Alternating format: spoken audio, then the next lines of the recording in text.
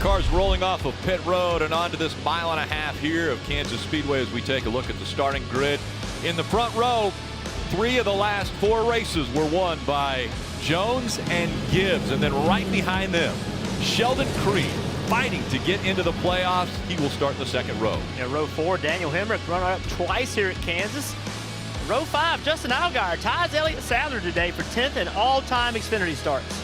Back in row 7, Sieg and Castle, those are the 2 guys above the cut line trying to keep Sheldon Creed out of the playoffs. See drivers going to the rear. One of those, Jesse Awuji, a driver change in that 34. Maya Snyder back here in row 11. Another couple drivers here to the rear. Yaley, Williams, Poole. A lot of changes being made after qualifying yesterday, and that's why we're seeing so many cars make their way to the back of the pack. All right, Jeff, let's dial up the guy who is so good at this racetrack, the driver of the 19, Brandon Jones. Hey, Brandon, it's Burton. You with us? What's going on there, Jeff? Just checking in on you, man. 2 of the last 4 wins here. You took fast in practice, sitting on the pole. Why are you so good here? Oh man, I wish I had a cool answer for you, but I don't know. We're always bringing fast supers to this racetrack. I've got really good notes from this place. I've got really good lift points. Kind of know what I'm looking for here, so it's just been one of those tracks that I've always found a good feel for, man. So another day, another weekend here. Felt like yesterday in practice was our strong suit was long run speed, not really so much the short run. So it was cool to see us have the short run speed to get the pole, and I'm really looking forward to this pace that we have for the race. I think it's going to show pretty early here and get out here out front and try to pace the field. Well, completely different weather conditions and rain in the area. How does that change your approach for today? Yeah, a little different. Definitely cooler out as well from yesterday's practice session. But I don't know, man. I think we go out here and kind of just see where we fall into place as far as position-wise, and kind of stick to what we normally were going to do, just based on yesterday's stuff too. So I don't think it changed too much, man. If we can just kind of hold this track position, that's going to be ideal and key to getting some success here and another victory. Well, good luck, buddy. We know you know how to do it here. Have fun. Thanks, Jeff. That was good. Toyota Cam riding along with Brandon today. Junior, another interesting perspective with the 45 of Raja Caruth, thanks to Circle.com. Yeah, Caruth's going to be carrying the helmet cam, which is a favorite of mine because it gives us really the driver's eye perspective. So there you see that. He's starting in his 4th race, his 4th career start in the Xfinity Series. He's ran a lot of late model stocks and a few truck races as well. This is a tough racetrack for anybody. And for me, if I'm the crew chief, the owner, I'm telling Caruth, I'm like, look, man, let's just run all the laps. Let's just try to stay out of trouble. A lot of experience to be gained in the middle and late part of this race if we can be there out on the racetrack competing. Another driver that's going to be trying to gain some experience. He'll start 8th, Sam Mayer, the 19-year-old from Franklin, Wisconsin. And with more on him, here's Kim Coons. That's right, Rick, and Sam Mayer still looking for his very first NASCAR Xfinity Series win. So I spoke with Sam about the gains he's made in his first full-time season in the series. And he mentioned a huge benefit in coming to tracks for a second time, including Kansas. There's only so much prep work you can do in the simulator, he said, so there's a bit of a disconnect racing tracks for the very first time. He has a much better understanding of places coming back to them subsequent times, and he told me that's why he feels confident about today's race. Last year, he finished in the 8th position at Kansas, and now, Parker, he is looking for much more. Well, Kim, for his teammate Justin Allgaier, who has vastly more experience, he comes in this race 3rd in the regular season points standing, 66 points out of the lead. So it's a bit of a long shot for them to go and get that championship, but what they can get is 2nd, and that right now being held by Ty Gibbs. That's goal number 1, beat that 54 car, but to do that, they're going to have to overcome a car yesterday that was slow, had brake issues and tack issues. The team told me they fixed the brake and the tack issues, but the speed remains a question mark. We'll see if that 7 can find some of that elusive speed, Dave. Parker, similar theme with Riley Herbst. No one has more points going toward the playoffs without a win than Riley, but he's got something to race for. Kim mentioned Sam Mayer. Sam is only 3 points behind Riley Herbst and could take over that spot for an extra bonus playoff point after Bristol next week. We'll see if Riley can keep it ahead today of Mayer as well as the rest of the field, as he qualified 12th, and we'll be right on board on him with the Monster Energy Cam all day long, Rick. Thanks, Dave. All right, so it's a relatively quick race, 300 miles. Let's look at the numbers here as we do the race breakdown.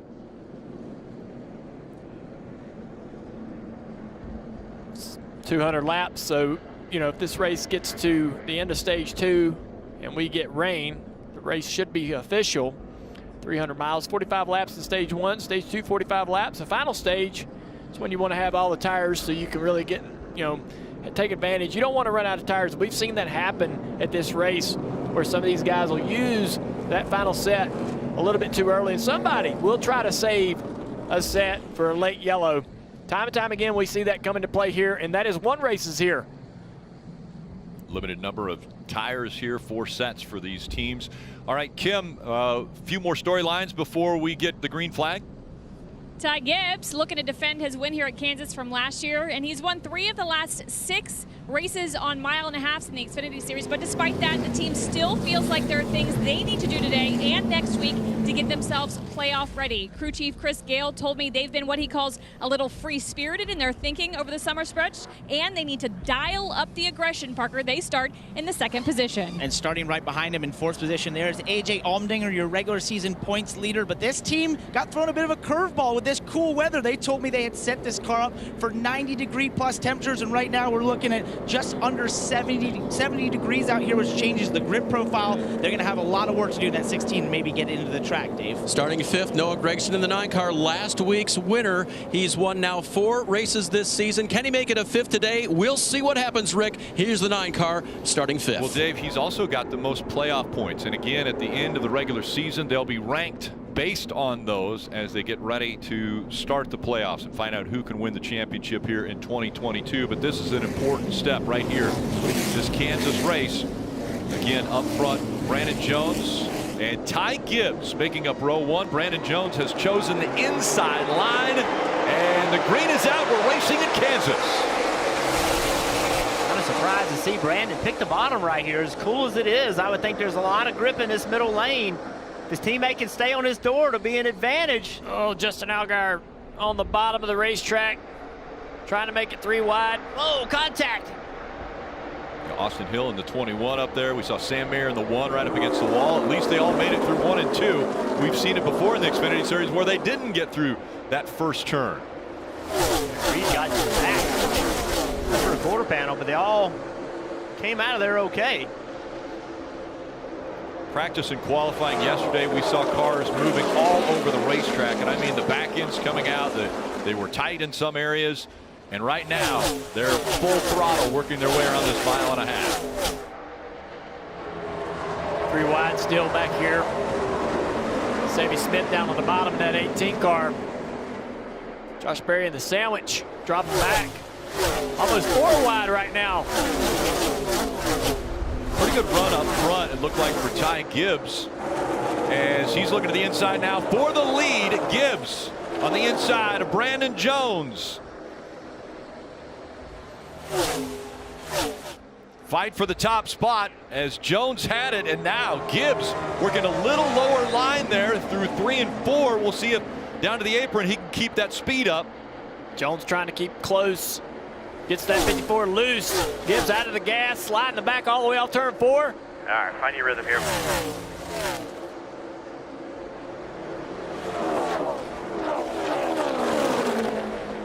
Noah Gragson down at the bottom of the racetrack in the number 9. Sam Mayer up there in the 1. Has been running right up against the fence most of this race already.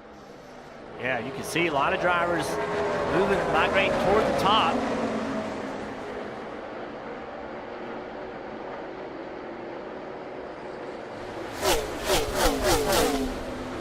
Multiple lines around this 1.5 mile racetrack as even the apron is used. We see it right there from Justin Allgaier. Allgaier already has been to victory lane a couple times. And once again, under fire for the lead. Ty Gibbs looking to the inside of Brandon Jones. He's going to clear him this time. Jones way up the racetrack, just taking a long way around. The 19's going to have a little momentum off the corner here, though. Not quite a big enough run to put the fight back to him. A little bit of a draft down the straightaway, starting to push this 54 car away from him now. Jones stays high, and Gibbs actually drifts up to the wall in front of him. See the back of Gibbs' car moving around a little bit in the middle of 1 and 2, but able to carry a lot of speed on corner entry. Even though it's wiggling around, to drive it that deep in the corner, he's got to feel secure with it. Sheldon Creed now as Gragson trying to take that spot away. Creed holding on to 4th. 45-lap first stage. And Creed needing points. Creed down to the bottom here, moves low. That puts a little air on the nose of that 9 car, gives him the opportunity to get a run down this back straightaway, not able to put it together. Dave, what you got on the 2 car here? Junior Sheldon Creed so close to the win last week and an automatic berth into the playoffs, but he's still outside looking in as this race starts. Talking to his crew chief, Jeff Stankiewicz, he promised me that he has, by this time in the season, shed his truck mentality. That is the amount of downforce, you saw that wiggle right there, that these cars do not have compared to the trucks, and he's managing it so much better. They hope he manages it in the next 2 races to the playoffs. You can see right there how he drove into turn 1 and the car just went way up the racetrack, almost made contact with the wall, and that's what Dave's talking about. These cars do not make rear grip anywhere like those trucks do. Trucks are planted with the back of the cars. These cars are always sliding around. Major adjustment. And we're seeing Allgaier in the 7 work his way past Sheldon Creed, as Sheldon Creed seems to be catching his breath after that big wiggle. Really loose right there. Good save. Had the left side tires of the left rear right on that seam. Might have took a little bit of grip away. He called it really free. Center off. I think we're not surprised. Yeah, not surprised either he caught it. Very talented race car driver. Almost was able to hold off Noah Gragson as well as Kyle Larson a week ago at Darlington. And now Austin Hill working to the inside of Creed. That's Creed's teammate, Austin Hill. They both came up from the Truck Series this year. 48 here. Being driven by Ross Chastain. He's won here before in the Truck Series and obviously running in the Cup Series tomorrow afternoon. That 07 Brett Moffitt working that bottom is actually trying to get around all these guys. He's drove them down. Ran them down, now working that bottom groove, which is tough to do. Josh Berry trying to get that outside edge. See, can't do it. Ryan Sieg in the 39, just in front of Berry. Talked about the Junior Motorsports cars struggling in practice yesterday. I thought these cool conditions would help settle them down, but so far it's not working well for Josh Berry. Yeah, he's not been, didn't have a great restart or a start. Initial start of the race was not good, lost a lot of positions. Talking to Josh, they said they came to the racetrack with a splitter all over the racetrack and had to make a lot of adjustments in a short period of time to try to get this car competitive. Still trying to figure that out. He's closed the gap now on Sieg as he was getting close to the back bumper, now trying that high line, as is Moffitt behind him. And that momentum carries him right to the back bumper. We'll see if he's got anything to do with them down here in turn 3. Berry's going to clear him. Moffitt's going to try to get around the top here, see. Not quite enough room to put the car up there now. Takes that momentum off the high side down to the inside, down the front straightaway. Dives off into turn 1. He's going to clear him for a moment. 39 trying to come back on the outside. Comes that momentum once again as Sieg has a run, but Moffitt is going to hold him off and keep that spot. Out front, though, it is the 54 of Ty Gibbs. He's got a 0.3 of a second lead over Brandon Jones.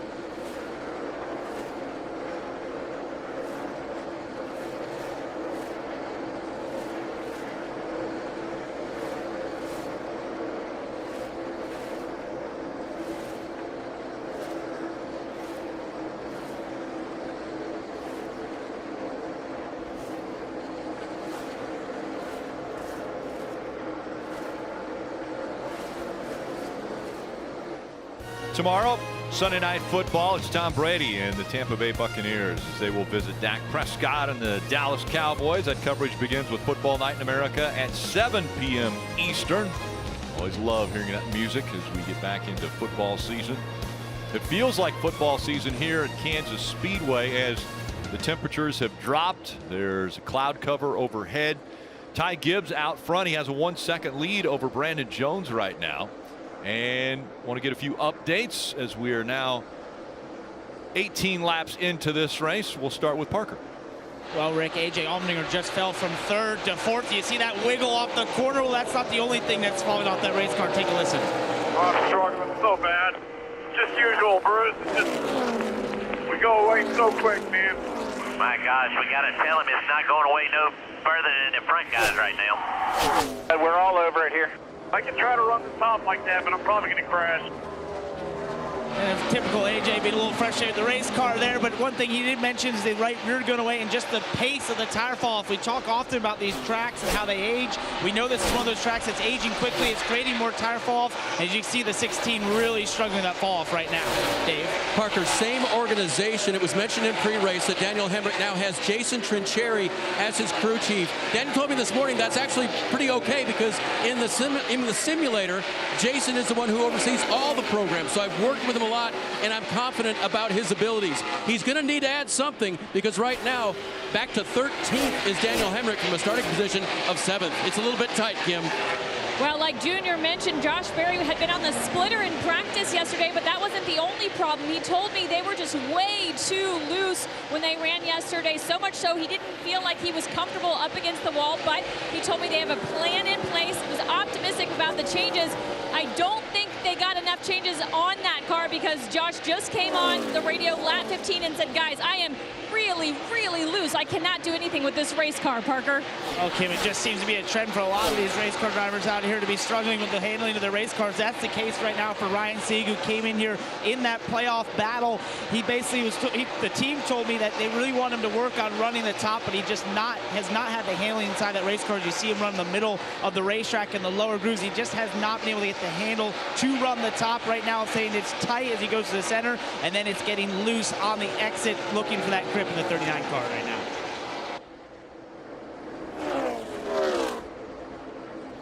Ty Gibbs still a pretty sizable lead over Brandon Jones running in the 2nd spot, a 1.6 second difference. Then Noah Gregson's back there.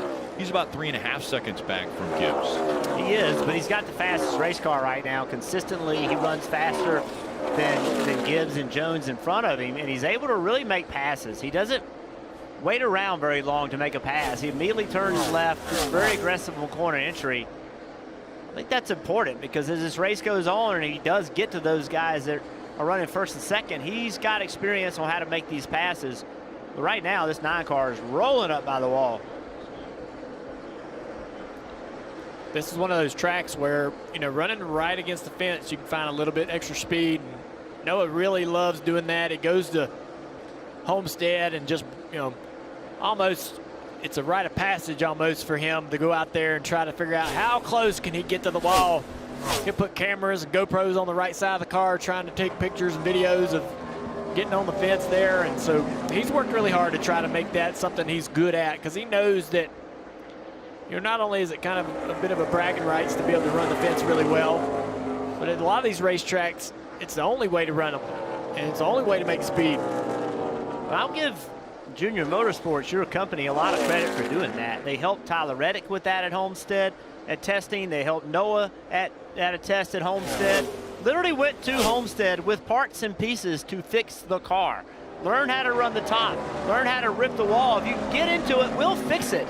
Go back out there and do it again. That's a commitment that they spent over 2 days that is going to last a career. It was a really smart move to give those guys that experience. 20 laps to go here in stage 1. Want to bring in our crew chief, Steve Letarte. Steve, you know, we've said that fuel-wise, these guys can easily make it to the end of the stage, but it seems as though the tires they continue to be the complaint of these drivers. Will the tires make it for 45 laps? They will, Rick, but the drivers aren't going to like it. They're going to continue to lose grip, and this is what makes this racetrack so great. From up above, it looks like kind of standard 1.5 miles, but it's starting to get that age that requires a crew chief to really have his car handling well, to give his driver not just options, but how much tire life do you use to move up through the pack or defend, like we see the 7 of Justin Allgaier right here. One of the other Joe Gibbs Racing cars that we see is moving in the top 5, that 18 right there is Sammy Smith. Only his 6th Xfinity Series race this year. We know he's in great equipment. He knows that, and he's taking care of it. He's done a really good job on that initial start to get some position. Now he's moving forward. It's a good little young driver that I think we're going to see in the Xfinity Series full time. Yeah, just 18 years old out of Sammy Smith, going right now almost passing Allgaier, the veteran here of the Xfinity Series. He's been running super late models, and he's really developed a lot in the last year from a good race car driver to a winning driver. Kim, what you got on this 18? Well, I talked to crew chief Jason Radcliffe about kind of what the concern is for Sammy, because he's never raced at Kansas or a 1.5 miles, and Jason said the aero is the big thing for him, just the way the cars cut through the air, and then especially behind traffic. So that was something they really wanted him to work on, but they said the benefit of being here is that there are so many different lines that's going to help Sammy navigate this racetrack. He won't have to be stuck behind somebody the entire time. Right now, Sammy running very well in the 4th position, Dave. Going the wrong way. We saw earlier the 2 of Sheldon Creed. He's now going to get passed by Riley Herbst and possibly Josh Berry. Creed hanging on in 11th right now, but he's going to lose that to Berry here in the 8 car. So Creed's car free early. We saw that, and then the driver complained that it was actually said complimented pretty good down here in 3 and 4, but then he had another laundry list of things he didn't like about it. He was told, calm down, we will fix you up when the first opportunity comes, and that may well be at the end of stage 1 with 15 to go, Rick. Yeah, just 15 laps to go. But Creed, who needs every point he can get, continues to fall back. Now Creed in the 12th position.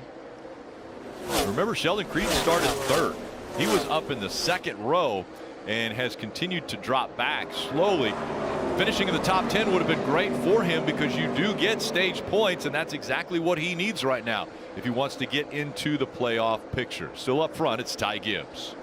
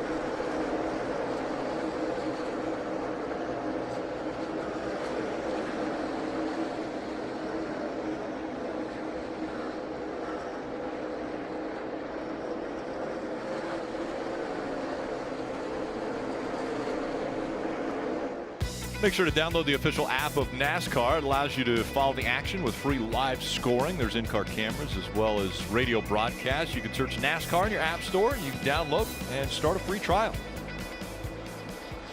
Things heating up with all of the lap cars now, as we see with our Toyota driver update. 3 Toyotas inside of the top 5 right now. Gibbs, Jones, and Smith. And that battle for second's heating up, and it's been fun watching both of them try to work through lap traffic and using lap traffic to their advantage, to their disadvantage. Speaking of Jones and Gragson there. Right there's the battle. Right Jones here at the bottom of the racetrack in that yellow 19 up in second place. Gragson in the 9 running the fence. A lot of momentum here. I feel like if Noah could ever get in front of Jones, he could drive away from him, but he gets right here, and Brandon's got the line that Noah wants, and it takes the air off of Noah. See the center of the corner speed that Noah's able to carry?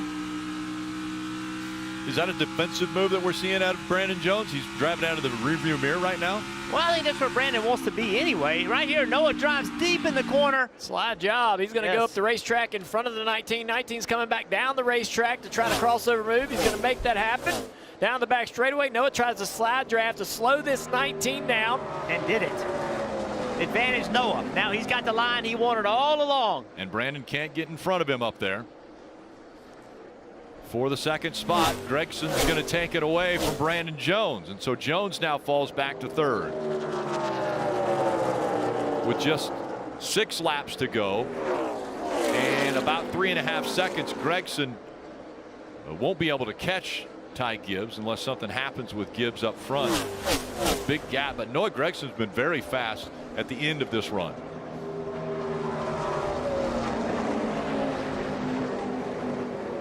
Dave. Rick, you led me right where I wanted to go. Gragson's long run speed here has looked very, very good. Meanwhile, the car that he just passed, Brandon Jones from the pole.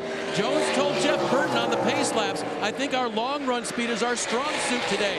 Unfortunately for Brandon right now, there's his teammate, the 54 of Gibbs, who has all his notes, and the 9 of Gragson, who appear to be better on the long run. We'll see if Jones can get that fixed on this first pit stop. Well, Dave, we talked about the weather change, how big it is. And yesterday when it was hot and slick, this car was the best car. But it's no longer hot and slick. There's tons of grip out there. And that took away the advantage that he had. They've got to make some adjustments here.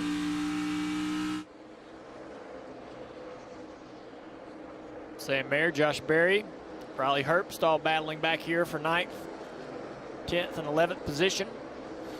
It's easy to lump Josh Berry into kind of the young drivers, even though he's not age-wise young, but to this type of racing he is very limited in his experience as far as what he's done, but boy has he risen to the occasion. I mean, the wins that he's already gotten.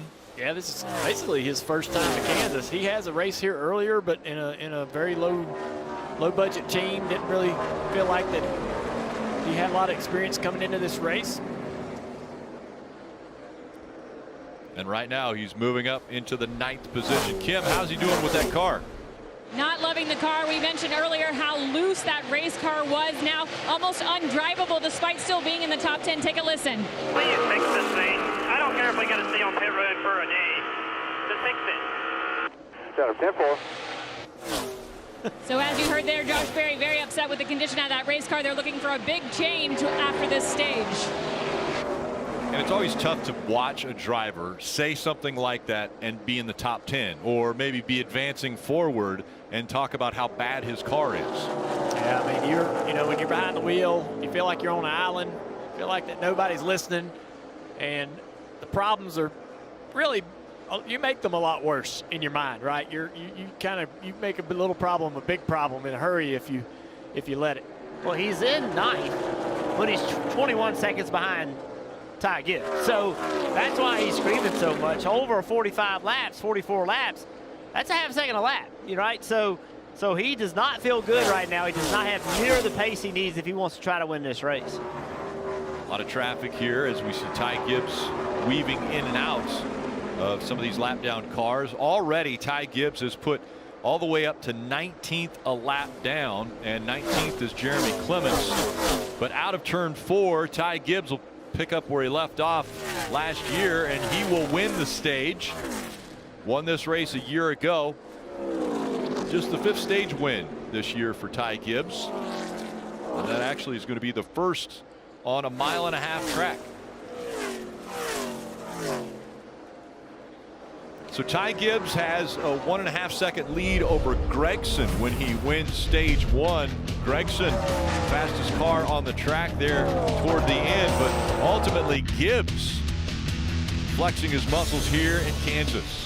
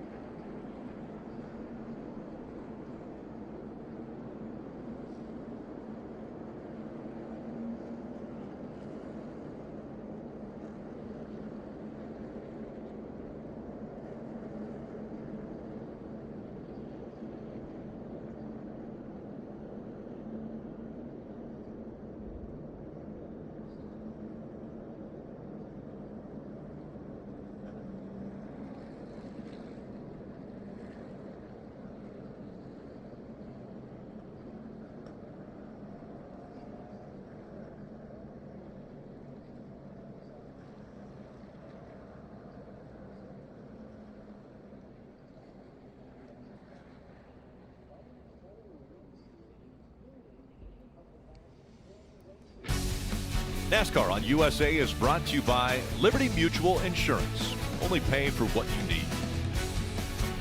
Ford, built Ford proud. And by Northern Tool and Equipment. Start solving your projects today at northerntool.com. We're made for this. Quick first stage here at Kansas Speedway as Ty Gibbs gets the stage win, and now the crew's ready to go to work. And obviously we know with the A team and Josh Berry, he's going to want that thing to have a few adjustments before they send him back out on the racetrack. And quite a few drivers, I'm sure, will be asking for adjustments. His first time on pit road. 18 cars will be able to make their way down there, the lead lap cars, and we'll start with Kim. And no major complaints from stage 1 winner Ty Gibbs. He told his team on the radio, a little free, but it's what we expected. You see him stopping there on the top left. 4-tire Sunoco fuel to call. No changes expected for he in that car, Parker. Kim, for Justin Allgaier there in the top right of your screen, he said we're a half adjustment away from being able to contend with those front runners. There's going to be 4 Goodyear tires, Sunoco fuel for Justin. Dave? Noah Gragson was coming on at the end. It built a little bit tight for him. He'll get an air pressure and track bar adjustment. As for Brandon Jones, the pole sitter, his car was not good in 1 and 2, differently than 3 and 4. The exit of 3 and 4, a little bit free, was the biggest concern. We'll watch the race off pit road now, Rick. And it's going to be a tight one. Noah Gragson trying to get up there, but it was Ty Gibbs. And a tough pit stop for Jones in the 19, losing a few spots there. Sammy Smith grabbed a spot, as did Justin Allgaier here. You see just how close it was. About a half a car length separating the top 2.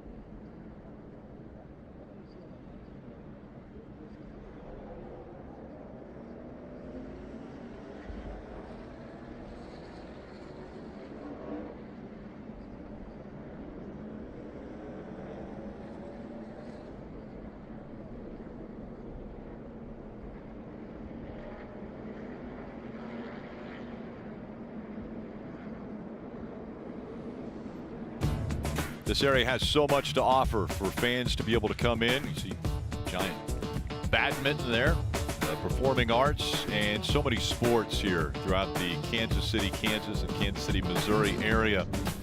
And we're thankful that Kansas Speedway right here in the heartland. It's NASCAR Xfinity Series Kansas Lottery 300 as we're getting ready for the start of stage 2. And before we get back underway, let's check in with Peacock Pit Box. Steve, Brad, DJ. Well, guys, it was a quick stage 1, 45 laps. It didn't take very long. Little lap as the cars get their shoes underway right here. Tie game's going to look pretty easy, though. Yeah, it made it look easy, but I think what we're seeing is a little foreshadowing of what's to come in the playoffs, boys. It's going to be a battle. Those are going to be two drivers who are certainly going to watch, who are going to be the others that are going to battle with them. But certainly Ty Gibbs and Noah Gragson are at the top of their game right now. Yeah, I absolutely agree. They're going to, it was just clawing and fighting. I love it. But the two guys I was watching throughout that run were both in the 7s, the 7 and the 07. Justin Allgaier is getting better and better, and Brett Moffitt has got a fast race car today. Keep an eye on both of those 7s. I think Brett Moffitt has something to choose, and Noah Gragson. He had to wait for his car to come in, got that track position. Here he is on the front row to start the second stage.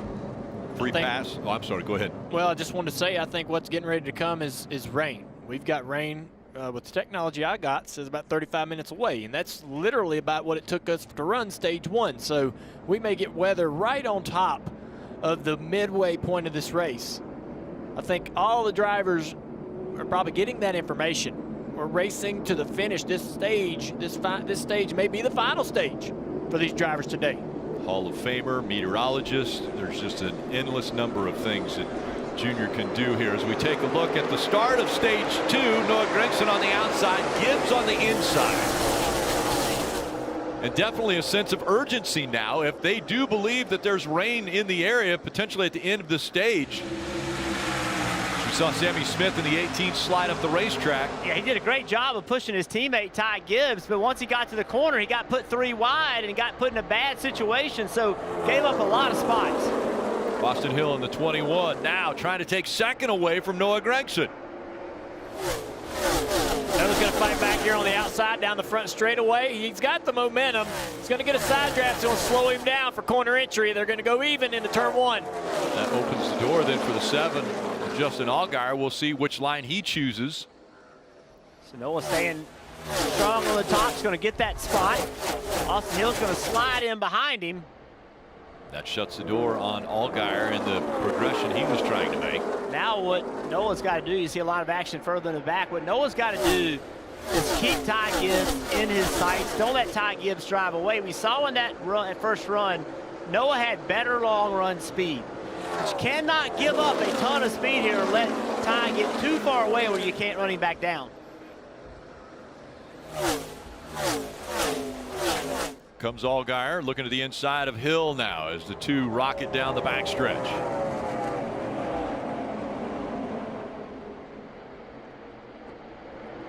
Hill kind of keeping Allgaier honest on the bottom of the racetrack there. Is going to maintain the position off of turn 4.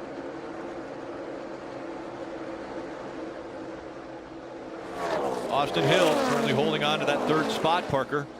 And Rick, it was a pretty impressive restart considering at the initial start he was very free in that 21 car, and the team actually made an adjustment under this last stop to get the car off the splitter a little bit, so he was concerned it was going to be even freer on this restart. He went and got a couple positions there on the bottom, held onto it, but right now, as you see, he loses that position to Justin Allgaier, just trying to get that rear into the racetrack. Doesn't quite have the grip that he'd want, but a pretty impressive restart for Austin Hill considering how free that car is. And that's a tough thing to do, guys. You know that, right? When you got to go off in the corner on a restart, cars all around you, don't have the best air, and you have a free race car and hanging on to it, pretty impressive. We got a car in the wall in the middle of 1 and 2, the 07. Just as we were talking about Moffitt. Moffitt just gets into the fence, just getting a little too close to the wall. Get the right rear connected to that wall, and it kind of brings the right front into it. So watch the right rear here. Boom, turns the right front into the wall, and you can't get off of it. You're trying to get off of it, but the body's kind of built like a wedge, so it kind of pins you into the wall. He does a good job there. Probably not too much damage to be able to continue. These cars can take, they can take quite a beating. You look okay. Keep doing what you're doing. Sometimes you'll hit the wall with them and make them faster. I'm sure that's what Moffitt's hoping for. There's a little more speed in the 07 as we see the gap maybe narrowing a little bit as Gragson trying to close that gap down on Ty Gibbs. Well, it took 5 laps for Noah to break even with Ty. He running the bottom, and then Noah went to the top. Noah went to the top just a little bit too early right there. Gave up about a 10th. He had run him down just a little bit, but it started breaking even with him. And now Noah, as he went to the top, gave him up about a 10th to Gibbs. And all this matters. Like, you've got, Junior talked about it, we might be racing to the end of this stage. Every single 10th of a second matters, but because you've got to be there. Now Noah on the bottom, seeing if he can make a time up there. Let's listen in on Noah's radio. Half 10, 10 faster lap right here. Nice and smooth. Weather about 35 minutes out. Could be racing to halfway. Don't overdo it. You get plenty of time. Just keep hitting your burn. I think they were listening to your prediction, Junior. About the same amount of time they thought. Right here's a great little battle. Landon Castle in 6th place. Did a good job getting some track position on pit road and on that last restart. It's been a unique year for Landon. I think a lot of people were super excited for Landon to get this opportunity to drive this 10 car for Colleague, one of the better teams in this series. Having a good day, having a day, the type of day we expected from him throughout the year. They're trying to find a little more speed out of both the 10 and 11. They made a crew chief swap this last week. And so Alex Yance is calling the shots for Landon Castle, and Jason Trinchieri is taking over for the 11 of Daniel Hemrick. 18 of Sammy Smith, we saw him have really good speed toward the middle and the end of stage 1, but gave all that up on that restart, and now he's trying to get it back, Kim.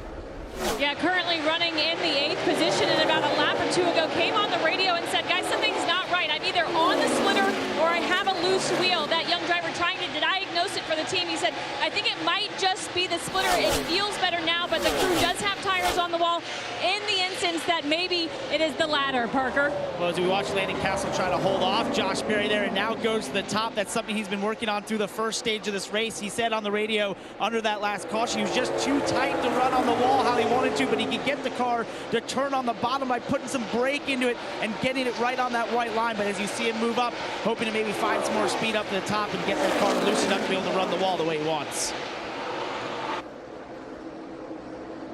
Josh Berry about a lane down from what Castle was running and trying now to get to the side and clear that 10. And Josh Berry will take the spot away. 18, Sammy Smith trying to do the same thing. Slides up off the bottom of that 18 car. Castle's going to have the momentum off the corner to keep the spot. Sammy had the disadvantage of the 8 car down there, so he had the air being taken off of his car. He drove in there deep the same way that Berry did, but he didn't have clean air like Berry. Berry able to hold off that little charge there by Landon Castle. So Berry back up to the 6th spot now, and it seems as though whatever adjustments they made on pit road have worked for Josh Berry. As we see out front, Ty Gibbs, he has won 4 mile-and-a-half tracks, but today he's led more laps than his whole career of mile-and-a-half tracks. So out front, Ty Gibbs putting on a show.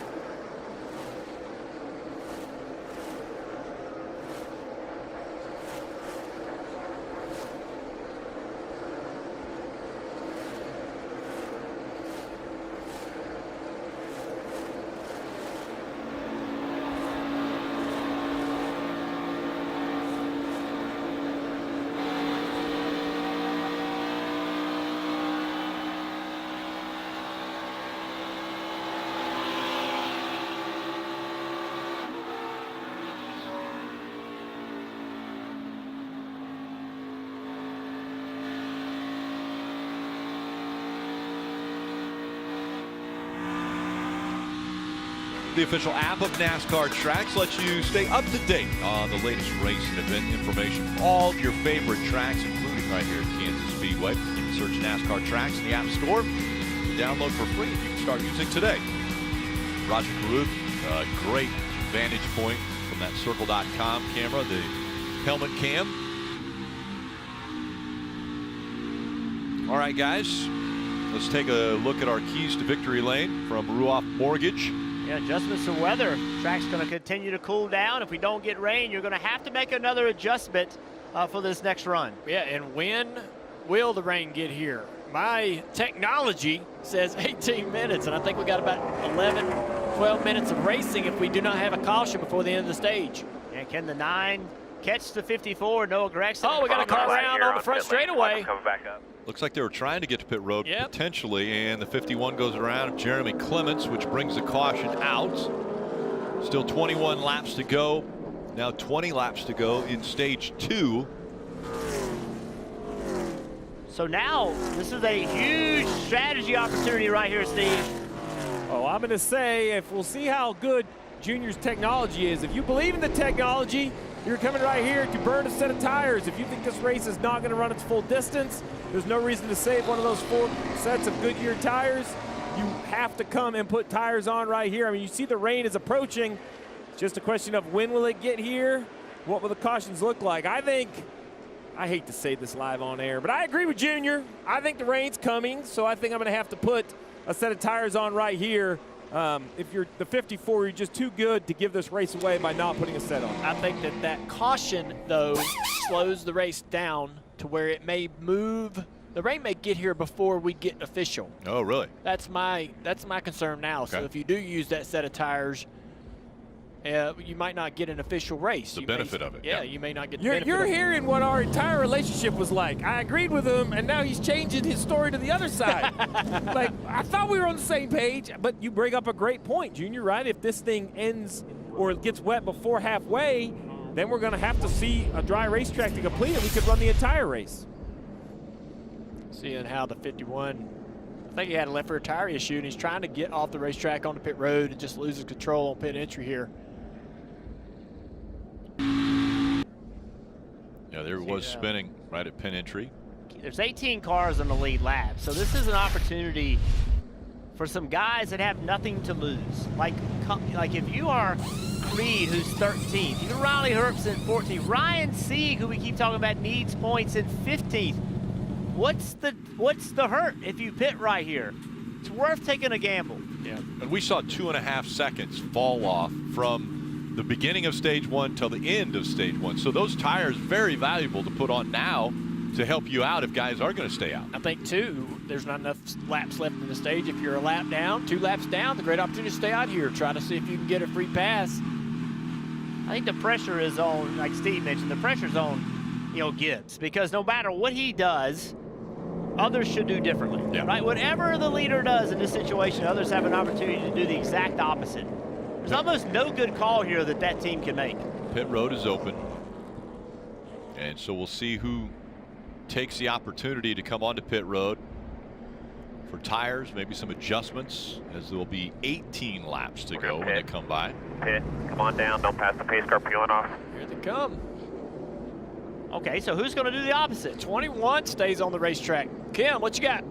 And this is a little surprising because originally on the radio, Chris Gale had told his driver, Ty Gibbs, they were going to stay out, but obviously electing to change that plan. It's going to be 4 tires. Ty reporting just a little bit tight. The track is definitely rubbering up, Parker. And for Justin Allgaier, the team said, we are going to pit here because we are racing the lap 90, believing that the rain is coming. There's going to be 4 Goodyear tires and Sunoco fuel for Justin Allgaier. Dave? Loose center off for the 19 of Brandon Jones. For the 9 of Noah Gragson running second. He was a tick free on exit.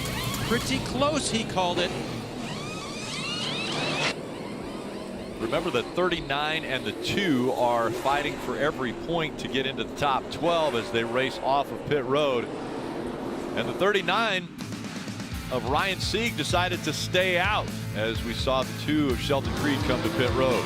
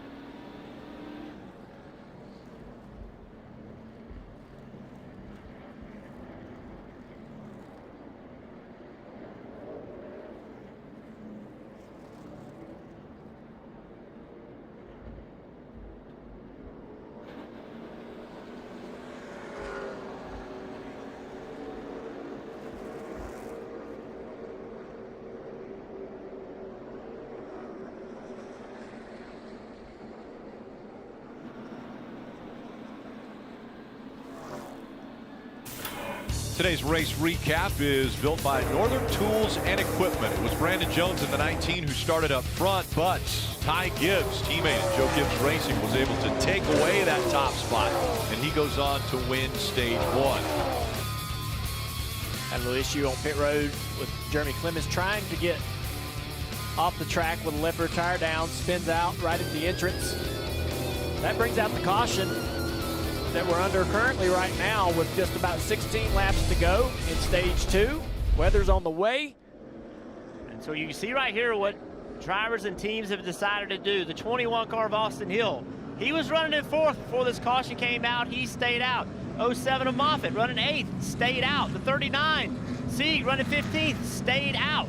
So now Ty Gibbs, he's the first one on tires on the outside lane. You're going to see him immediately go to the top trying to make it 3 wide. Brandon Jones had a good pit stop. He's starting right behind him. And the meteorologist, I want to hear from meteorologist Dale Jr. Will they get to the end of the stage before the rain gets here? Rain's about 10 to 14 minutes out. 16 laps to go. That should be enough time to get 16 laps in without another yellow. We get another yellow, we still, you know, we're pushing our luck here. But the problem, I think, is all these guys behind the drivers that stayed out on old tires, you have to be on the gas on this restart. If you lift for any reason, you're going to lose multiple spots. Do not get trapped behind any of these cars that are falling back through the pack on these used tires. Let's listen to some in-car radio. Actually, let's listen to Parker. Well, guys, just really quick, Ryan Sieg's team told me before the race, this is the opportunity they were looking for, to do something different. So when everyone pitted, they told them to do the opposite and stay out, and now restarting in the top 4 in that playoff battle.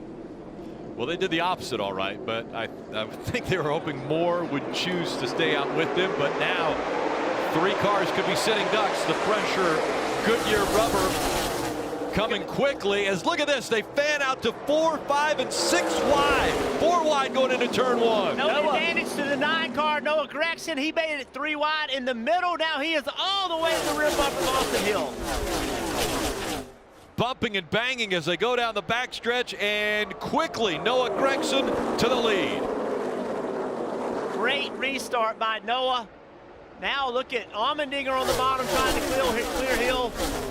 Ty Gibbs was up top trying to run the wall again as he's stuck behind the 21 of Austin Hill. Yeah, the 21 just needs to put it on the fence, and that's the only thing you can hope for if you're him, to stay up here and maintain any kind of track position. Brandon Jones putting the pressure on the 16 of Allmendinger right now. Here comes the 7 of Allgaier as well. Allgaier's got really good speed right here. The best we've seen him all day. So it's Noah Gragson, A.J. Allmendinger, Brandon Jones, Allgaier, and Gibbs the top 5. And this 16 car, he has not had speed. He's kind of holding these guys up. It's a race to see who can get by him because Noah is driving away. Big run on the 54 car here down the back straightaway, using that high line. You got 3 cars in front of him, though. Doesn't have an opening. He might make one, though. Allmendinger has nowhere near the speed these other guys have. All the way down to the apron. Jones clearly now he's trying to run Noah down, but he's a 1.5 seconds behind him. Actually, Allgaier in front of Jones. 12 laps to go here at Kansas Speedway until the end of stage 2. And we know the rain is coming. Oh, the 16 ran that 18 so shallow into 3.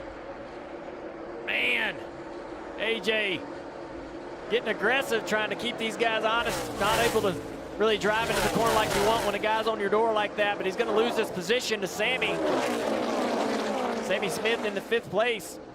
You heard AJ complaining early in the race how much his car was off compared to others, and his team was like, hell, you tell him it's not that bad, but it was. He was falling back quickly. Here's a move for 3rd. Gibbs trying to take it away from Jones. He does. So now it's Gragson, Allgaier, and Gibbs. And look at the gap between 1 and 2 as they have just 10 laps to go in stage 2. Austin Hill trying desperately to hold on to his spot right here. Just outmatched. His tires are nowhere near as good as all the guys are that are around him. Austin Hill all the way back in 16th. Remember, Moffitt was up into the wall. You see the 07 making his move. Landon Castle in the 10, trying to get by the 16. Once again, A.J. Allmendinger right on that outside door. Yeah, Allmendinger drove down in there, pulled all the air off of Castle, but Castle did a nice job. That's Ross Chastain in the 48. Also drafted on that outside door of the 10 of Castle. Now he goes up the racetrack a little higher. Coming 8 laps to go.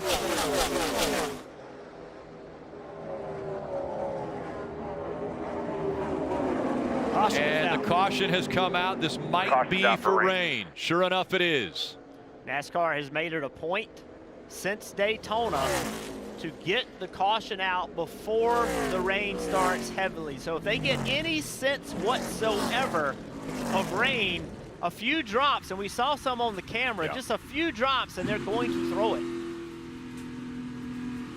So the caution has come out. There are 8 laps to go in this stage. The race cannot be official until they get to the end of stage 2. And I think once the rain begins, it's going to be here quite a while. It's quite a front coming through. Yeah, a big cold front that's been passing through the Midwest right now. And there you see the radar. And this is a tough spot for NASCAR. If it doesn't start raining, what do? Do you drop the green flag knowing that this is coming? Yeah, that is a tough position to be in. So right now out front, it's Noah Gragson. Allgaier is second. Ty Gibbs third. Brandon Jones fourth. And Sammy Smith the top 5. Saw the look of frustration. Yes. Luke Lambert. Yeah, Luke Lambert, the crew chief of the 9 car of Noah Gragson. He's like, man, just a few more minutes. The one thing that will happen, they threw the caution. They won't put them under a red flag condition unless the rain gets to the point where they know it's going to be coming down so hard that they don't want them on the racetrack. Yeah, but I don't think we're going to see NASCAR run this race under caution to make it official. That I've never seen them do that in the past. Right. If they have rain early, even with 6-7 laps to go before the race would be official, they would stop the cars and not allow this race to become official under caution. And we remember back to New Hampshire earlier this year. We also just go back a couple races to Daytona.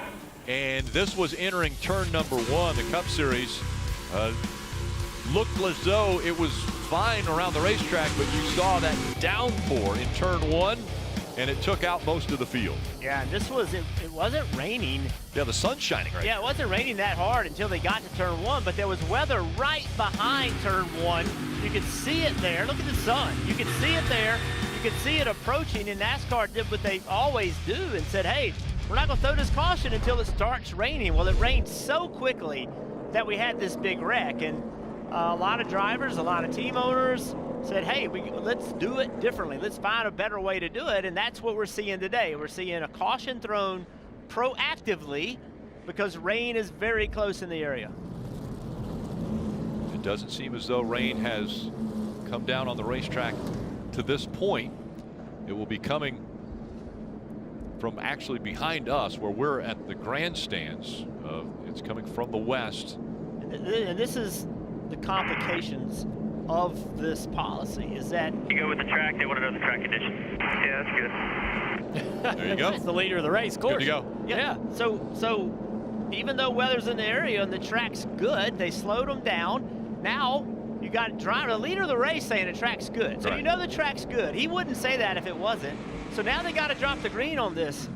When's the next time they throw a caution? That's what makes this policy very complicated to understand. We also got to go through the process of the caution to open up pit road and all those things. Correct. That'll be a few laps eating into this as well. And that pace car, the odd thing about Daytona is you had the pace car driver on the bottom of the racetrack in turn 1. He never got any drops on his windshield. Yep. Right? He didn't get it, so he didn't call that it was raining. And so with this today, you can use the driver of this pace car. He's in front of the field. He can see if it's hitting his windshield or not, report that back. They have spotters around the racetrack. They can report that back. Chris Wright in the 68 got the free pass. We saw him go around, and so the free pass has been given out. Pit road, there's a green light in front of pit road. This is Ryan Sieg. We're going to watch what happens to Ryan on old tires here on this previous restart, just to give you guys an understanding or appreciation for how difficult of a position he is in. You see all those guys on new tires, how well they accelerate, how much pressure they're able to put on this 39 car. And you can see some of those guys that stayed out, they're pitting now. This is a tough call for them because if it does rain, it's going to hurt them some, but they had no choice but to put tires on right here. So with pit road open, a few takers. Yes, and especially if this does go back green here next time by, if they give them one to go. Let's go down to Parker. As you see the time they're spending on the right front, they're just making a packer adjustment, trying to get it off the racetrack there for Austin Hill. Remember, he stayed out from the 4th position there to get to the lead, then obviously fell back on those old tires. Now they'll have a tire advantage. Same for Ryan Sieg in that 39 car, who's fighting to be in the playoffs there. They wanted to do something different. This is what they were looking for, to be able to have a tire advantage, and they'll have that right now if we get back going green. Parker staying in the standard mode would be the leader of the race, Noah Gragson. Luke, you're keeping him out there. Tough spot for NASCAR right here, right after what happened at Daytona. Yeah, you know, this is a tough situation. Nobody likes to be in this. We want to run these races, you know, under normal conditions, but that's not reality. So they're doing a good job being cautious, making sure we don't tear up a bunch of stuff. Hopefully that doesn't happen. Obviously, I wanted us to keep going right there and get to the stage end, but I still think we're going to be really good if we get the opportunity to race it out. We'll see what happens. We still got to close it off though, and I think Noah will do a great job. I think he did a great job on the restart. How about that? Yeah, he did a wonderful job. Everything kind of stacked up in front of him. He threaded the needle and made it happen. So really impressed with his abilities. We just got to do it again. Steve, sometimes you got to have a great race car and then maybe a little bit of Noah. Well, you definitely need a little bit of luck as well. It was a very timely caution for the 9. He did a great job on the restart. Now this choose is going to be very interesting on old tires, where they're going to choose the top or the bottom. And a few of those cars that came to pit road, 3 laps, I don't think they can go all the way to the lead, but they're definitely able to improve their positions, guys. Yeah, I absolutely agree. It's going to be interesting. You know, I really like what I saw out of Noah, though. That was so impressive watching him accelerate through that, you know, through that scrum there in front of him with Ryan Sieg and those guys. How much of those fresh tires will help everyone throughout the back of this field? We're going to find out. Yeah, and we thought that last restart was crazy. These guys realize how close the rain is now. Yeah, I don't think we'll make a lap. Yeah, it's going to get crazy and crazy quick. So the new tires are in 17th, 18th, 19th position. Coming down off of 2. Hard, man. Yeah, you're starting to hear them say the rain is coming down a little bit harder, and we'll see if the lights come back on the pace car. They're coming up. Yeah, you can see raindrops here, and the lights still not coming on. See, there's no rain here on this shot. There it is. There's the lights coming back on. And now we're coming to 3 to go. 3 to go. And remember, it was either halfway or the end of stage 2 what makes an official race. And this will be official if they get to the end of stage 2. Now, once again, just like we heard. Let's go racing. That's what we're here to do. Luke Lambert, he said, you know, we want to race. We want to go the distance if we can. But this is a situation where there is a huge storm, a huge front that's coming through from the west.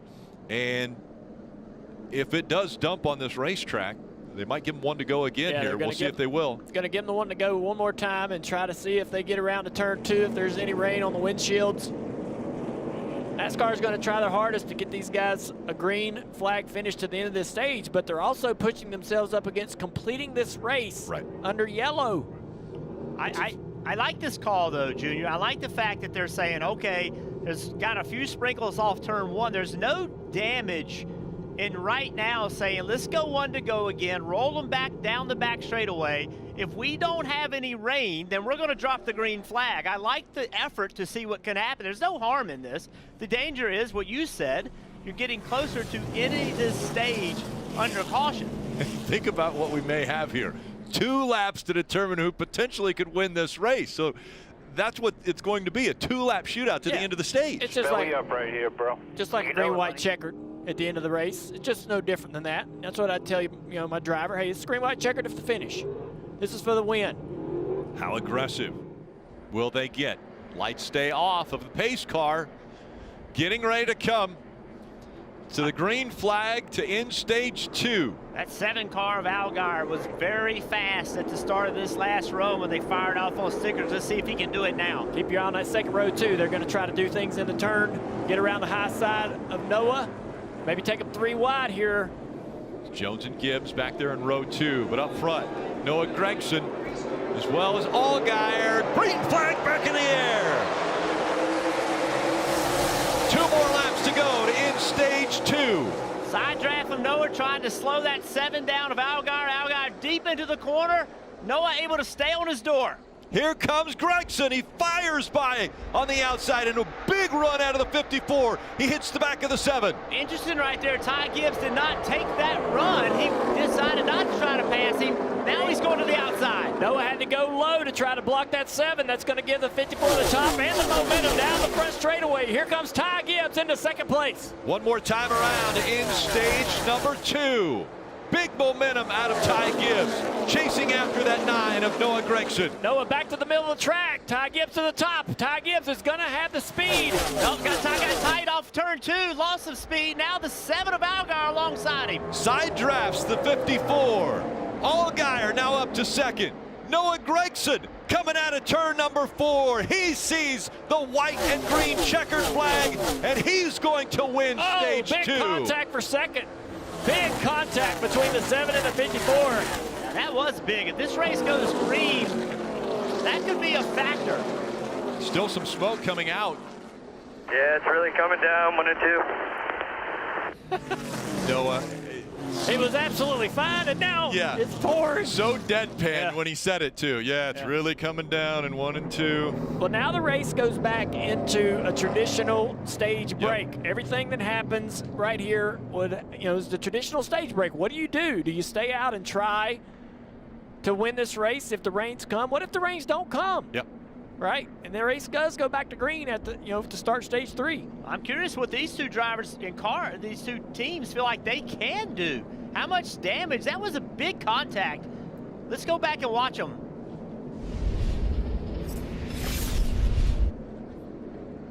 So the 54 on the high side, everything looking pretty good here. Almost a little contact there.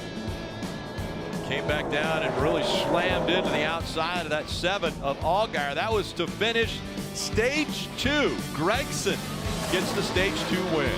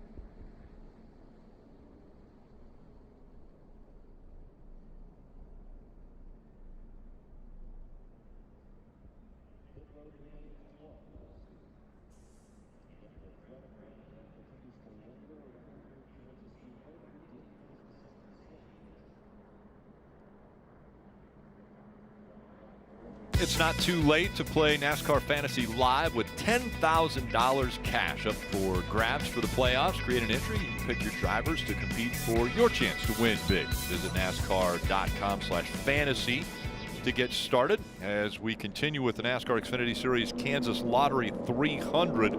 Flags blowing here around the racetrack as the cold front that is just to the west right now of this racetrack continues to almost skirt it. Before it pours here. You're hearing some of the crew chiefs saying it's just a matter of minutes before it pours, and you can see the cells are almost on top of us. There is some, mist or light rain in different areas of the racetrack on pit road. Obviously on the lens of these onboard cameras, a little bit of rain at certain parts of the racetrack, but not enough to, to warrant bringing the cars down for a red flag. And so we'll be under caution, and we listen to some of these drivers and teams talk about what they're going to do. I think the plan would be, if you're up front, to stay out until the very last minute. So I'm curious, we've been under caution for 2 laps now. Why is pit road not open yet? That's a good question. I think that I think they're, honestly, I think that they're checking the track. They're looking at the rain. They don't want to put the crew chiefs in the position with rain in the area of opening pit road and really making it an impossible decision for them. I think they're trying to just wait just to understand where this rain is, because you saw the radar. It's sitting right on top of us. Yeah, you can also, when we're under caution traditionally, obviously we have the same procedures, but if there is rain, they rarely open pit road because of the dangers of a wet surface. Cars trying to get into pit road. They're going to bring them down pit road now to park the cars, but they wouldn't have live pit stops in a weather situation, right? Now we don't have enough rain really to affect the pit stalls themselves, but that's traditionally the process for NASCAR. So NASCAR is going to bring these cars onto pit road and stop them, Steve. Well, I had the same question you guys had about the opening of pit road or not, but now that I know the red flagging, I guess they just didn't feel like the conditions warranted to continue to run under green flag, so they're going to bring them down here. We've been down here on the pit box. We have yet to see the heavy rain start, but there's definitely some spots showing up on the concrete, so we'll just have to wait and see. But now that it's past halfway, I don't think it's going to take very much to end this race. And looking at the radar, it definitely doesn't look promising to miss this cell that's kind of closing in on us. Yeah, you can see the rain coming down there on the cameras with the backdrop of the 9 pit box. So with the amount of rain we have falling right now, I think NASCAR played it right by not opening pit road. They had the radar. They saw it was getting ready to start pouring. Don't put the teams, crew chiefs, in that position that they have to make a call. Just hold it, knowing that rain was coming. Steve, I think that this is new. Like since Daytona, this is a different way of looking at throwing a caution, and I personally think that was the right way to handle that. We're seeing the cars now 2 by 2, and the teams are going to bring the car covers over to these teams. The rain's starting to pick up a little bit more now here in the area. It didn't just come down on us. Cover the car. And yeah, you're hearing now. No, it's picked up pretty good. They're going to allow them to cover the cars, and the red flag is out. So the drivers will be climbing out of the cars here momentarily. But Noah Gragson, you really have to look back to that, I guess it would be the penultimate restart to this last one, where Noah Gragson, here he is. This was when there were 3 cars that did not come to pit road, but the fresher tires on the 9 here. He gets into the back of the 39 car, and I thought that was, that hurt the initial acceleration of the car, but he's able to go to the middle of the racetrack. Seat goes low, trying to allow everybody around the outside and stay out of trouble here.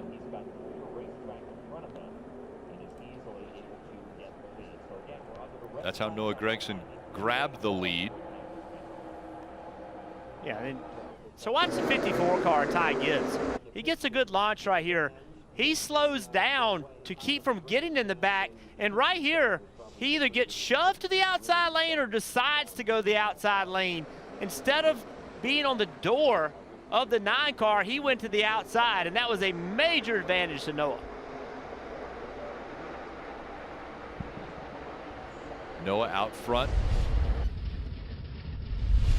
Now he's outside of the race cars. They're going to cover it up, and you see the reins coming down now. Noah's announced he's going full-time Cup racing next year. Experience in this Xfinity Series served him well. This has been his strongest year. It's also been a learning year for him and a character-building year. We can't forget the incident at Road America, where he was really under a lot of pressure after that to have some self-awareness, acknowledge, the mistake and change, right, and improve as a person. And it appears to me that he is a driver, and the team. They're winning races. They're putting themselves in great position going forward in the playoffs to be a real championship contender. And so I think everybody, including myself, was curious as to whether he would improve from that moment. Mm-hmm. How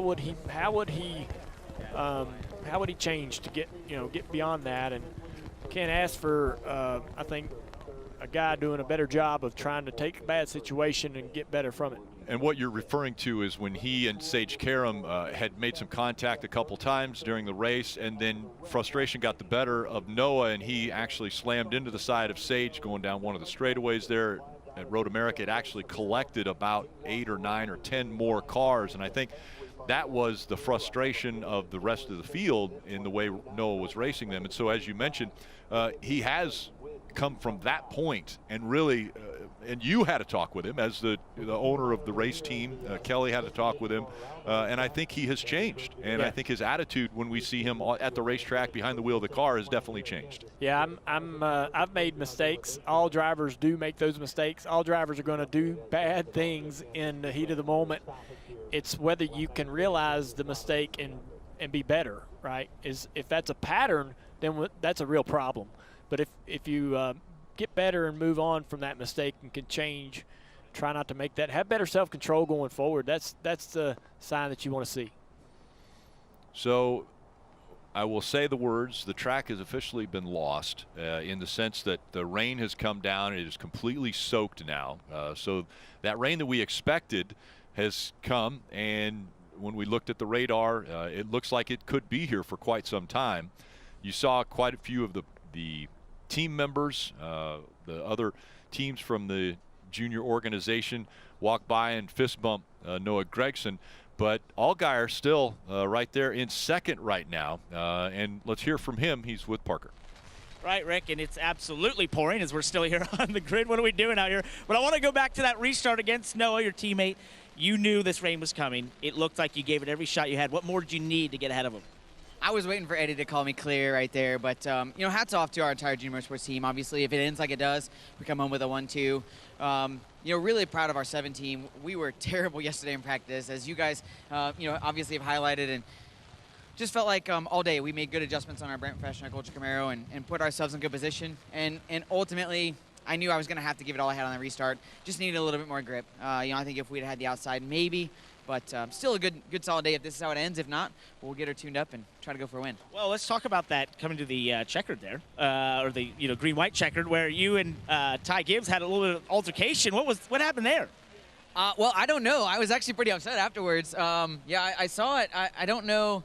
I obviously, I pushed as hard as I could off a turn 4 to try to get the best run I could, but I felt like I left enough space. And when we got to the front straightaway, he just hung a left to try to, I think, slow my momentum. But, the hard part is if we do go back green, it affects both of us, pretty significantly on the damage on our cars. So, hopefully we're not too bad for the worse for wear if we do go back green. But again, proud of our team, proud of everybody on this Junior Motorsports Brand Fresh and Culture Camaro. And say hi to my wife and kids back at home. They're not here this weekend, so I guess it's good we didn't win if the race is over. Well, just real quick, is that something you go talk to Ty about? That sort of that move off the corner there and what you were trying to do and what he retaliated with? Yeah, we'll obviously have a conversation. I think he's as confused as to the situation as I was. I rolled by him after the checkered and put my hand out the window like, man, what's that for? And he rolled up by me and put his hand out the window. So I don't know. We'll talk about it, I'm sure. But just it's a shame to tear up a race car, especially in the conditions we were in. Well, we'll see if we get this restarted or not. But I think we've got to get off pit road here because I'm going to lose the umbrella pretty soon. It's about to fly out of my hand. We're getting wet. Don't worry. No, we're done here. Back to you guys. I've heard that him and that umbrella had become very close this weekend. Inseparable. Yeah. It's an important piece of equipment this weekend in many ways, not just for sun, now also for rain.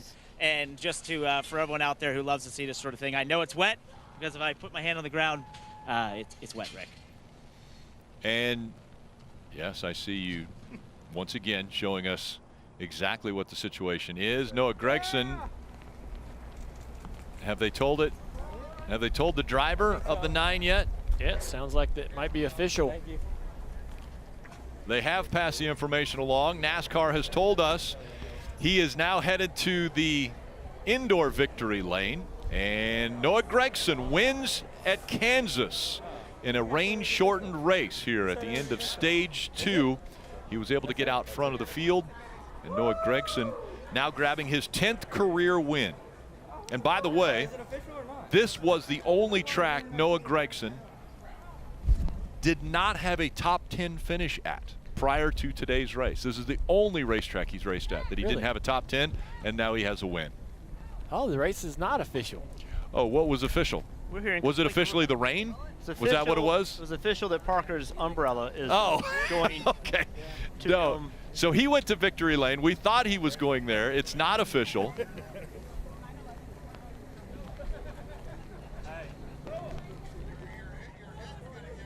Yeah, nothing is official, we're being told by NASCAR. So they were running around like they'd won it. You find humor in this, he won't. Yeah, he won't. I mean, you know, I've been here long enough. I've seen about everything, but this is new. Yeah. Something that's happened here, guys. I don't think we need to make light of it. We keep talking about this championship battle between Sieg and Creed.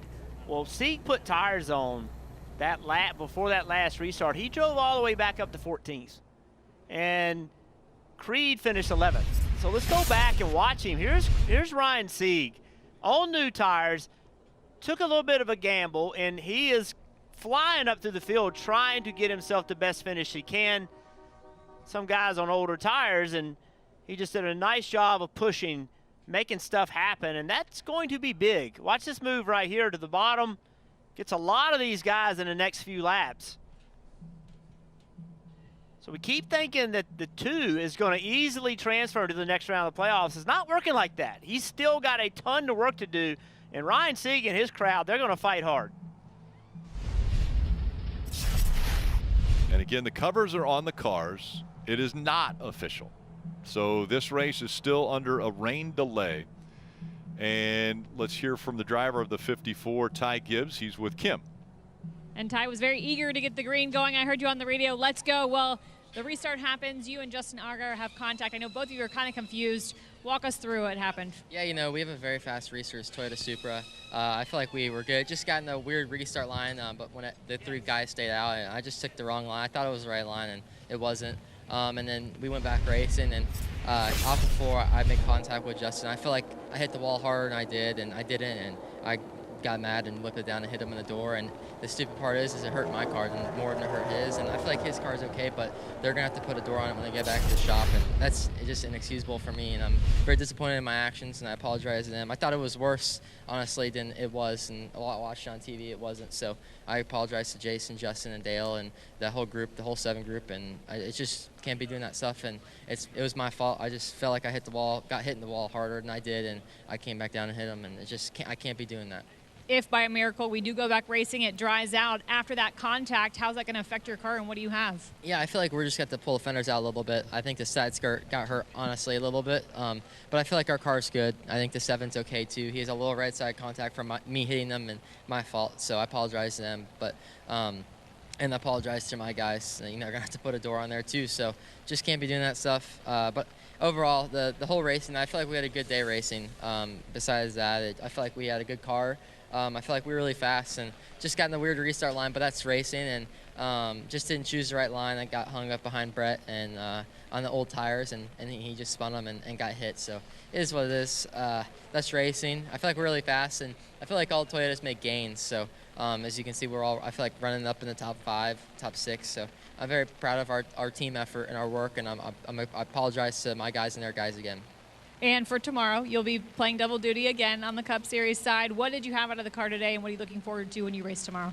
Yeah, I think we have a very fast McDonald's Toyota Camry. Sorry, there's a lot of names to remember, but I feel like we're really fast. I didn't qualify necessarily where our car could have qualified at, and that was just my fault.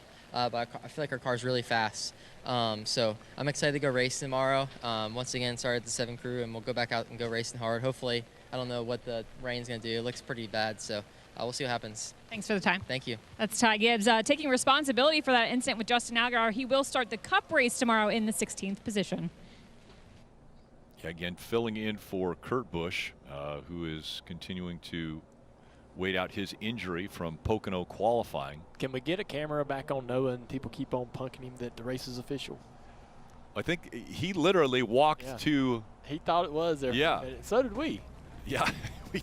Yeah. So Noah is holding his own umbrella and really waiting high. it out. I don't know how he's staying dry with the umbrella so high in the air. Parker. Well, Ricky, Noah may have also tricked Ryan Sieg here, who's changed into some street clothes. We're not done yet, just so you know. But you guys came in here in a pretty tight battle of Sheldon Creed there for the playoffs. You guys elected to do the opposite there and put on tires towards the end. You got a couple positions. What was that like coming to the field there in those last couple laps? No, I wish we'd have had a couple more, but we rode under caution there. But all good. We got our spots back that we wanted. Just we wanted it to work out, but we did. And Sheldon didn't get any points, and he was looking like he wasn't going to be able to. So we just kind of did something different to try to gain something on him and on ourselves. So we had the guys did a great call on the CMR Ford this weekend. Just sucks that Mother Nature wouldn't let us finish it out. If we were to go back racing, how is your car? Do you think you have a car that could maybe go up there and continue to beat the two?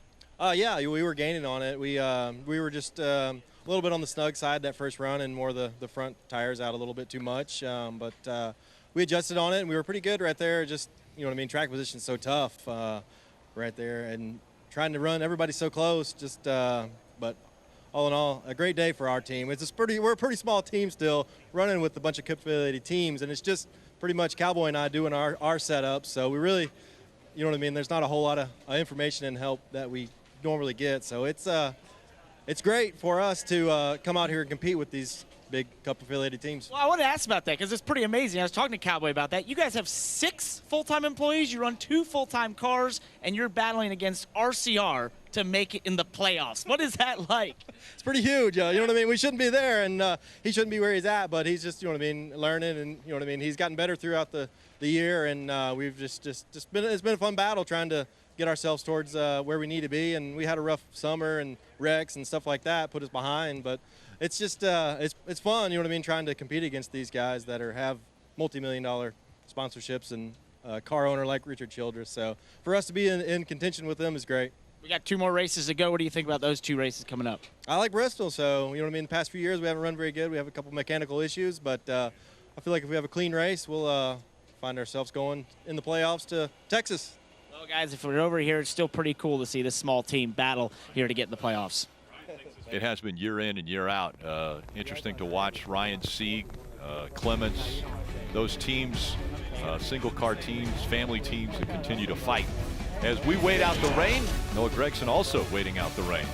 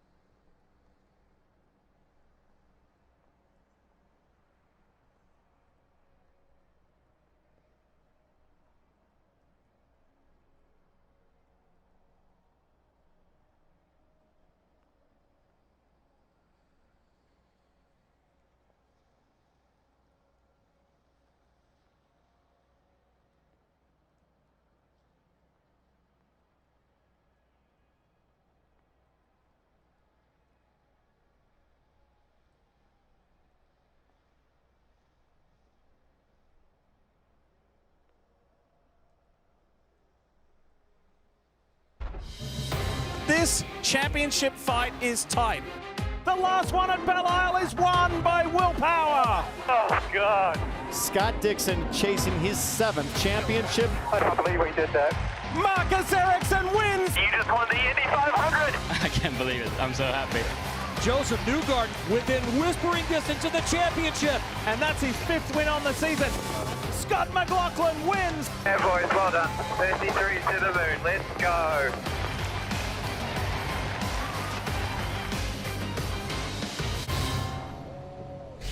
It's tomorrow on NBC and Peacock. We'll see who will be crowned champion of the NTT IndyCar Series and be able to hoist that NASCAR Cup championship race from Laguna Seca. That race coverage at 3 p.m. Eastern again tomorrow. NBC and Peacock. You take a look at the point standings. The NASCAR Cup is up for grabs, and 5 drivers still mathematically in it. Look at second and third, tied right now. They are 20 points back from Will Power. Again, Scott Dixon looking for his record-tying 7th championship, going for that Astor Cup, which, by the way, Junior, I know that you're a historian. The Astor Cup, the race was run in 1915 and 1916 at Sheep's Head Bay in New York. Now, these cars were racing on what kind of track in 1915 and 1916? A board track. That's right. You are a historian of the sport. So they were racing on a board track. And so the Astor Cup, once again, that started back in 1915 and 16, but the NTT IndyCar Series will be racing for that tomorrow. And we're being told we're moments away from finding out. And I know that some people will be looking up in the upper left-hand corner and seeing lap 94 of 200 and thinking, well, they're not to halfway yet. When the implementation of the stage racing came into play, NASCAR made the rule that it was either halfway or the end of stage 2, whichever was first. If a race had to be called, it would be official if they reached either of those 2 points, either the halfway point or the end of stage 2.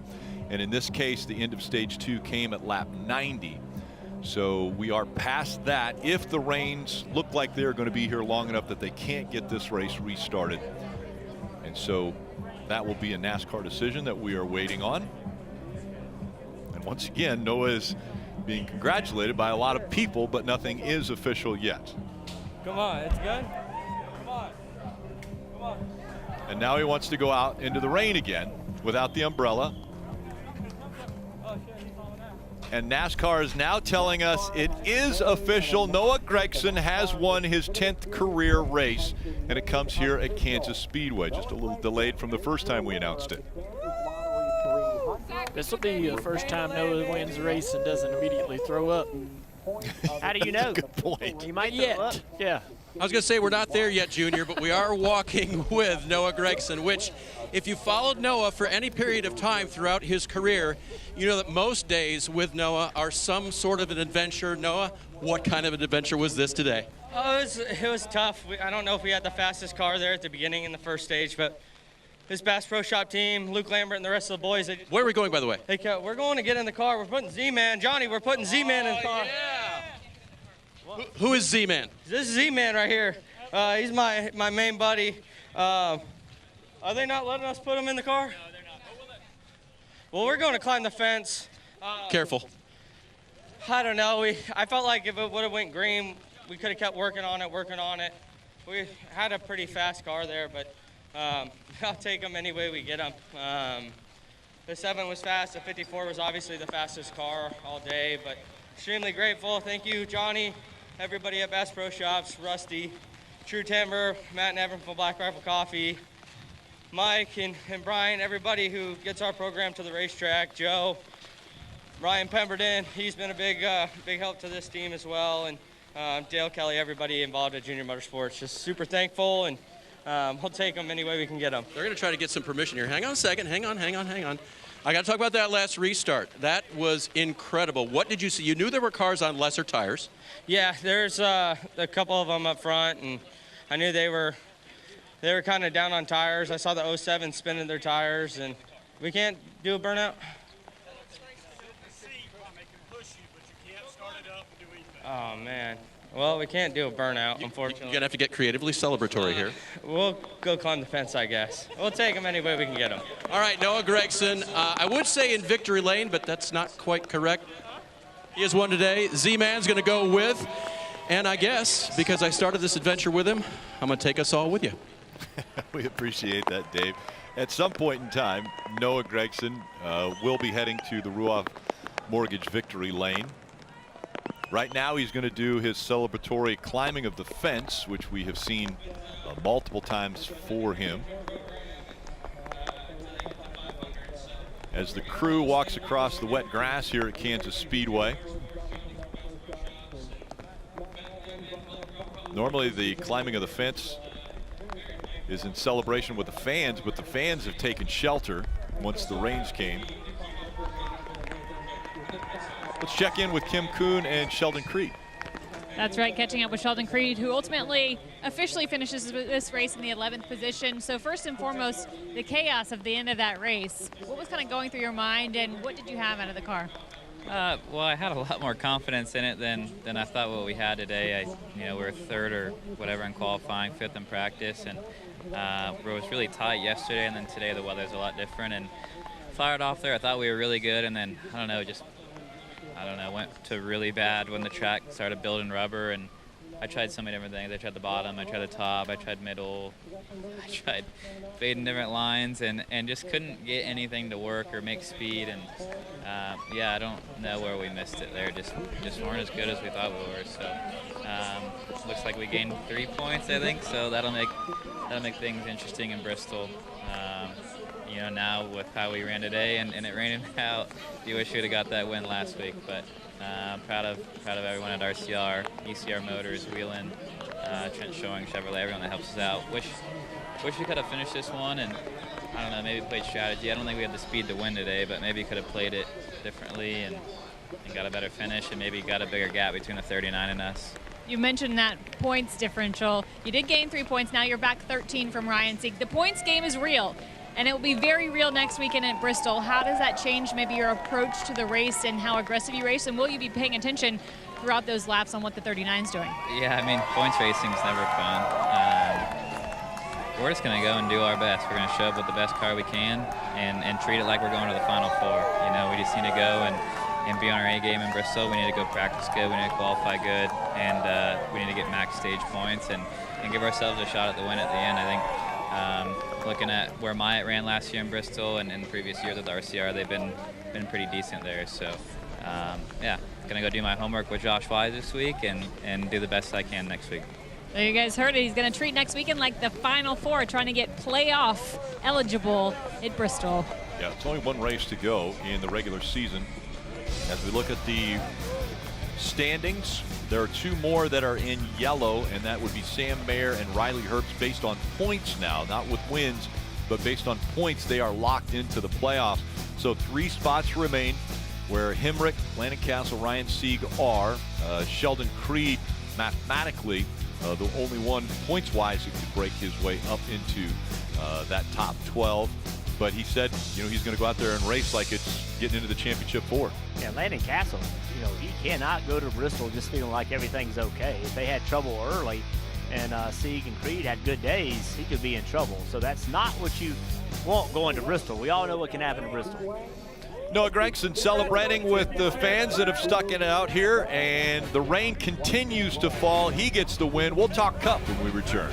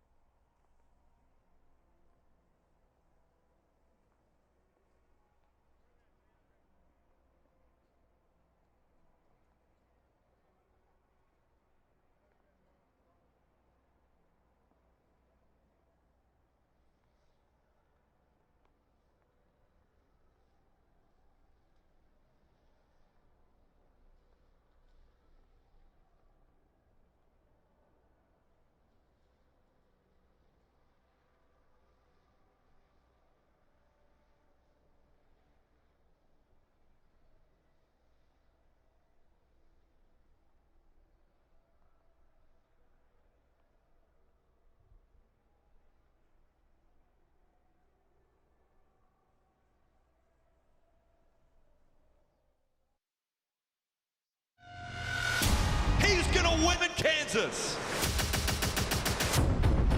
I didn't plan on the wall slowing me down that much.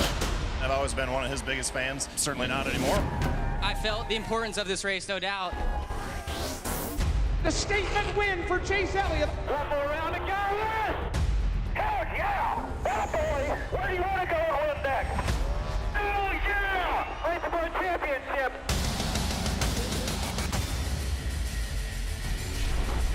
Tomorrow, a busy day of racing from right here at Kansas Speedway. Countdown to Green gets us started at 2 o'clock Eastern, 3 o'clock Cup Series playoffs from Kansas. Again, the middle race of round 1. The NASCAR American Post Race Show at 6:30 and 7 o'clock. Race for the championship. Looking forward to that as well. As we look at the playoff standings, again, 16 drivers all fighting for now the 12 spots that will be in round 2. And no playoff winners from a week ago. The 43 of Eric Jones won the race at Darlington and wasn't a part of the playoffs. So now we look at points, and you cannot be in the bottom 4 in the playoff picture standings and advance into the next round. So everybody fighting to not be in those last 4 spots. Yeah, I'll be surprised if somebody in that list doesn't win the race this weekend and go ahead and lock themselves into the next round. But knowing what we know about how hard it is to pass, how the high line's dominant, how the cars qualified in the high line. If they're qualifying up there, you know that's the dominant line in the race. It is going to be a slugfest. Watching these guys try to pass each other, watching them try to gain track position. They don't give and take like they used to. Tomorrow's going to be a race of a lot of take and no give. You mentioned that high line in qualifying. Tyler Reddick used it, right? Reddick ran almost all along the wall in his qualifying run to get the pole, and that now has become the line here at Kansas. It seems like the fast way to go around. Yeah, Christopher Bell went to the top in qualifying, and once he did, it drugged the whole crowd up there, and then that just turned into the fastest way around. You got some drivers also that have some serious work to do tomorrow. Kyle Busch starting in 20th, Chase Elliott in 22nd, Denny Hamlin in 25th. Those guys had good cars in practice, but just didn't lay laps down in qualifying. So you mentioned how difficult it is going to be to pass. Everybody's going to try to lock right against the boards, and you're not going to be able to get on the outside of them. They're going to have great restarts, great pit stops, do everything right to get that track position back. Yeah, that was the interesting thing today, Jeff, is watching practice. We had cars that had speed, but then when, the 22, Logano was a great example. Cindric as well, not any speed in practice. They go out there in qualifying and qualify really well. Same thing at Darlington. We've seen the Penske cars like Logano qualify well, but then really struggle to have that type of pace in the race.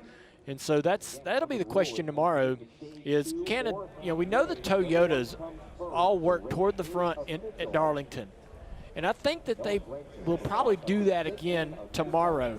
Can Logano hang around, right, and get stage 2, stage 1 points and make a great day out of it with a top 10 car? Can the Toyotas that didn't qualify well, Hamlin and Kyle Busch and so forth, work their way toward the front and finish really well? They've been the stronger cars at this type of track throughout the year. A ton of mistakes at Darlington. A lot of drivers made mistakes, mechanical failures. A lot of things went wrong. You cannot afford that. If you had a mistake in the first race, you cannot afford it in the second. We'll talk more about the Cup race tomorrow when we return to Kansas again. The 9 of Noah Gragson celebrating the Xfinity win.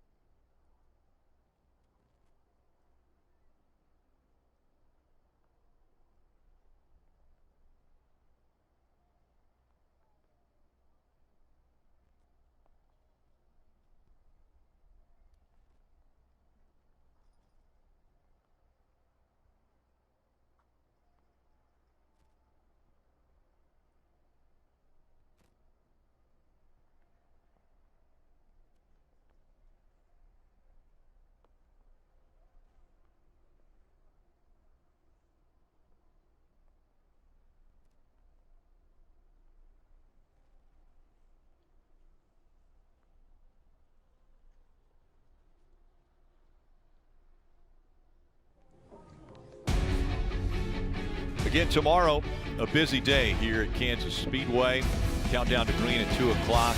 Cup Series playoff racing here at Kansas Speedway at 3 o'clock. NASCAR American Post-Race Show at 6:30. And race for the championship at 7 here on USA. And a good opportunity for you to do the double viewing performance, where the IndyCar Series, by the way, is running at 3 o'clock. You can watch that on Peacock, so have a 2-screen experience. As we see, once again, Noah Gragson celebrating the Xfinity Series race. Is there a favorite as we go ahead for the Cup race tomorrow? I think the Toyotas will be strong. I know that they had some varying performances in qualifying, but they just seem to be good at these type of racetracks. But also with this rain, green racetrack, going to have to put all new rubber down, and really, this track's going to change a ton in that first stage as it starts to rubber in.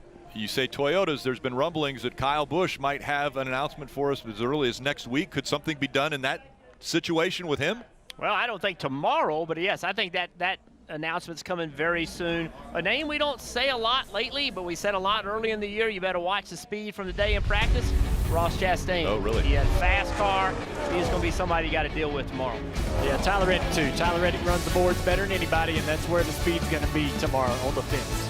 We'll see who has the best day tomorrow, and right now meteorologists are saying 0% chance of rain tomorrow here at Kansas Speedway. More NASCAR coverage is always available on NBCSports.com. Coming up next here on USA, it's the NASCAR docu-series Race for the Championship. Congratulations, Noah Gragson.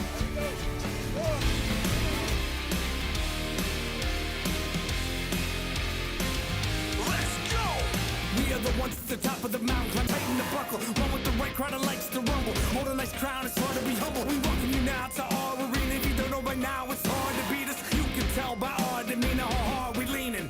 Leave a lasting impression on who is the best, and it won't be a question. You will remember our name when you see it in lights. We are the champions. We are the champions. We will fight through the pain. We'll be legends tonight. We are the champions. We are the champions.